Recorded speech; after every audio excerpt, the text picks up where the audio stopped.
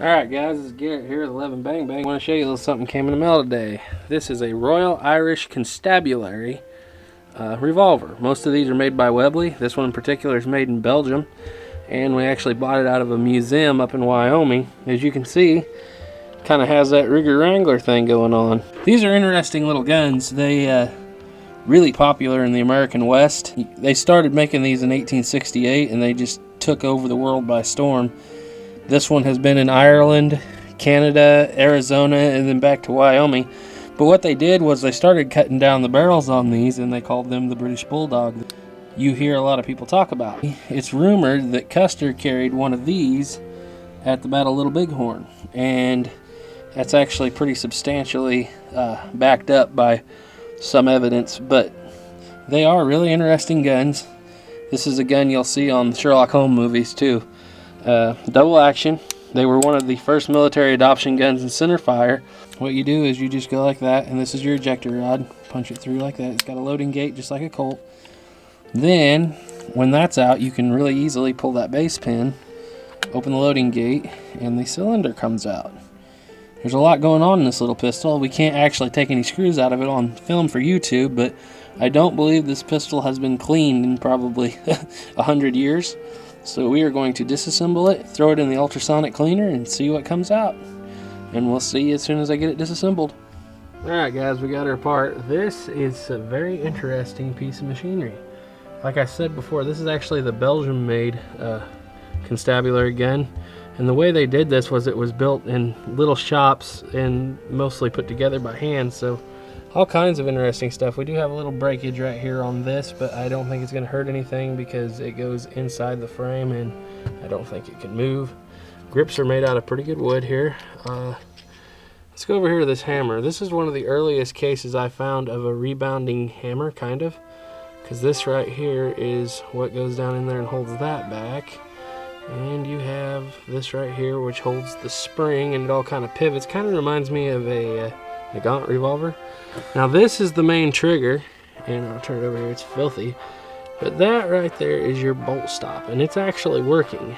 And probably the main issue we're having now is the hand, which, where did that go? Right here. This is the hand right here, and it's just worn too short, I think, is our issue. The spring's fine.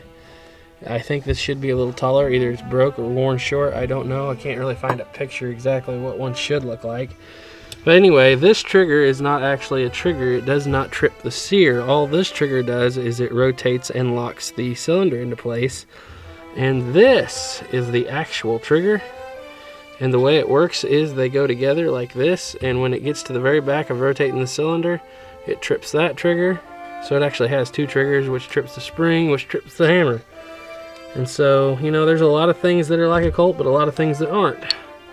Alright, our next goal is to, I mean, just look at this, guys. Look at 100 plus years of grease and gunk built up on these springs and things. So without further ado, we set the loading gate in like that. And then, of course, we're going to have our main frame here. That might be kind of difficult. It actually fits in the basket just perfect. Let's get our cylinder in there, right like that. And we're just going to start stacking pieces. You don't really want them to overlap too much. Our hand and our trigger. The only things that are not going in, guys, are the wood grips. They don't need to go in there. Alright guys, I want you to get a good look at how clean that water is. It's pretty clean. It's about 2 to 1 water to mean green, actually. It seems to work better. Now you see that turn black. Alright, you ready guys? Let's see what 100 years of grit and dirt looks like in the ultrasonic cleaner. I'm going to set it for as high as it'll go. This gun's probably going to get 2 or 3 runs through this, but let's see what comes out. There it is.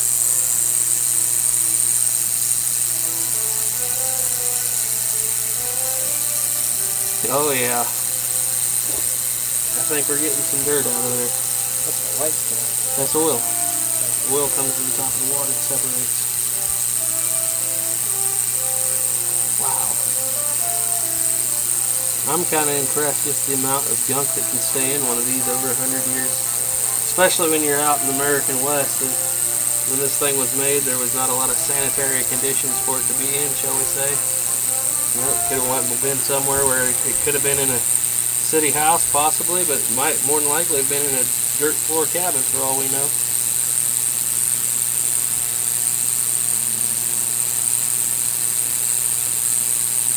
Man, I can't hardly see the parts anymore. Alright, we're going to let this run for a run, then we'll probably run it for 2 runs, or maybe even 3, depending on if we think it's clean, and we'll come back to you.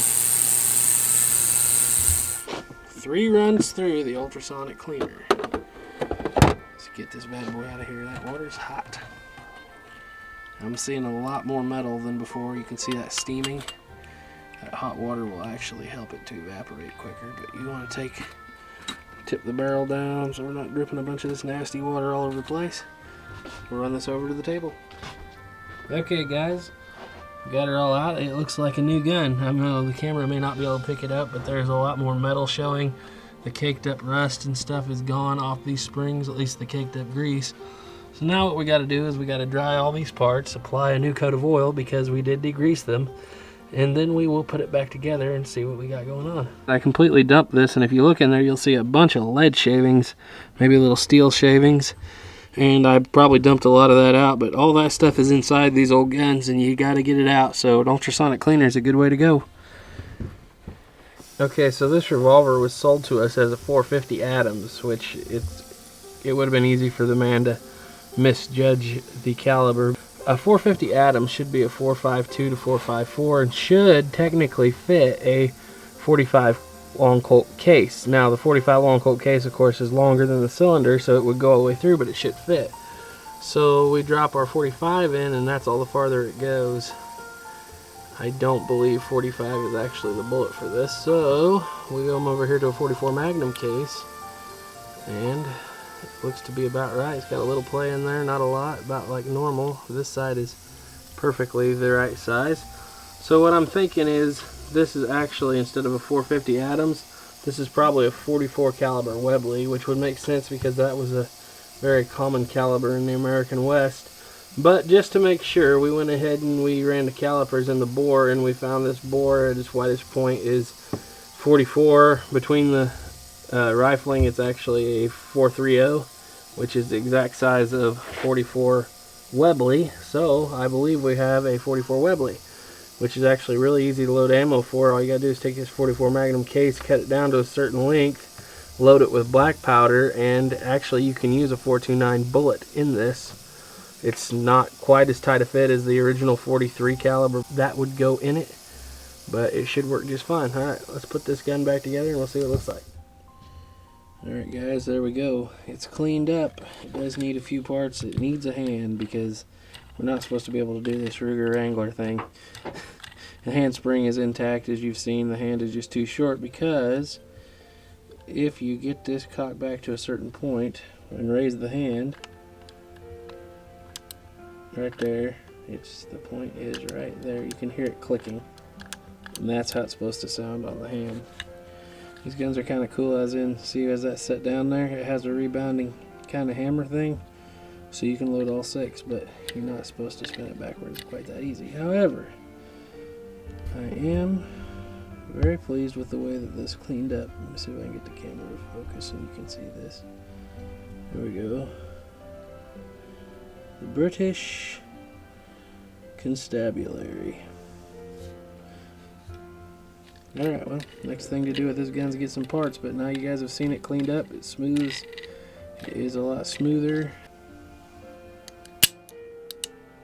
Alright, well, enough of that. Not supposed to be quite that smooth. Alright, bye.